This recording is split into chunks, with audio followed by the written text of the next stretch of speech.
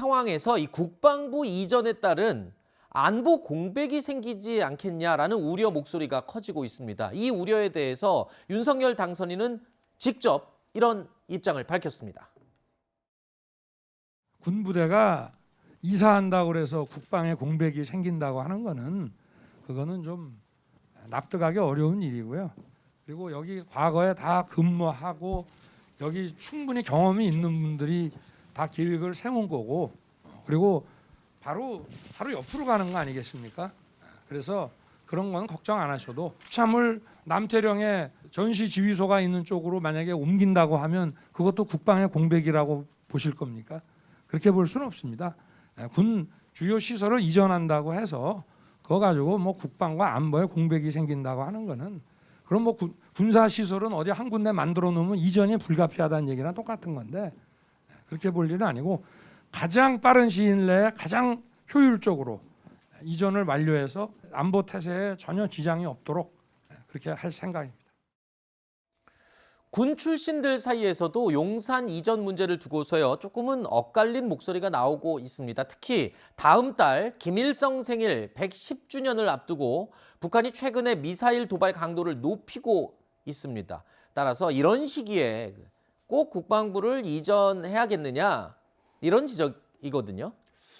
그런데 북한의 도발 위험은 항시 있습니다. 네. 그리고 저는 오히려 이런 이슈가 있기 때문에 이번에는 더 경계 태세를 엄격하게 할 것 같아요. 왜냐하면 국방부 이전, 합참 이전 같은 이슈가 있기 때문에 일선 부대들은 훨씬 더 치열하게 준비하지 네. 않겠습니까? 당연히 문제가 생기게 되면 굉장히 큰 대통령으로서 정권 초기에 큰 문제가 생기기 때문에 저는 오히려 더 열심히 여러 가지 작업들을 할 거라고 보고요. 그리고 말씀하셨던 것처럼 국방부에만 모든 안보 시설이 있는 것은 아닙니다. 여러 가지 기능들이 전국토에 분산이 되어 있기 때문에 전문가들이 또 최대한 신속하게 진행하고자 하는 안인 만큼 너무 큰 걱정은 안 하셔도 되지 않을까, 이런 생각이 듭니다. 네. 김관진 전 국가안보실장, 국방부 장관도 했었고요. 그리고 합동참모본부에도 있었고, 네.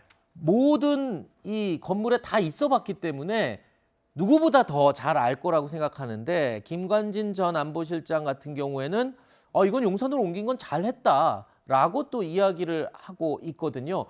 다른 사람들이 얘기하는 것도 일리가 있지만 더더욱 신뢰가 가는 결정일 수도 있을 것 같다는 생각이 들어요. 예, 아무래도 그 공간에서 직접 직무를 보셨던 분이기 때문에 네. 어떤 의견을 내는 데 있어서 다른 비전문가들보다는 좀 신빙성이 있겠지만, 그거에 또 반대급부로 합창 의장을 지내셨던 분들이 진보 보수를 떠나서 또 우려의 목소리를 내고 있는 부분도 분명히 있습니다. 아하. 어떤 기능을 분산해서 다른 곳에서 보완할 수 있는 측면이 있다고 하더라도 국방부의 핵심 어떤 안보 시설 등이 굉장히 집약돼 있기 때문에, 말씀하신 대로 미사일 발사가 계속 지속되고 있고 한미연합 훈련도 예정돼 있는 이런 상황 속에서 과연 군 통수권자로서의 대통령이 업무를 제대로 할 수 있겠느냐, 그 부분과 관련해서 공백을 우려하는 목소리는 분명히 있고, 이 부분과 관련해서 괜찮다, 효율적으로 옮기기만 하면 문제가 없을 거다라는 그런 정치적인 수사만으로는 국민적인 불안감이 완전히 잦아들긴 전 좀 어려울 거라고 생각합니다. 알겠습니다. 제가 여기서 한마디만 저도 네네. 하고 넘어가면, 저는 그렇기 때문에 그 인수위 단계에서 이런 작업을 빨리 마무리하는 게 좋다고 생각합니다. 네네. 왜냐하면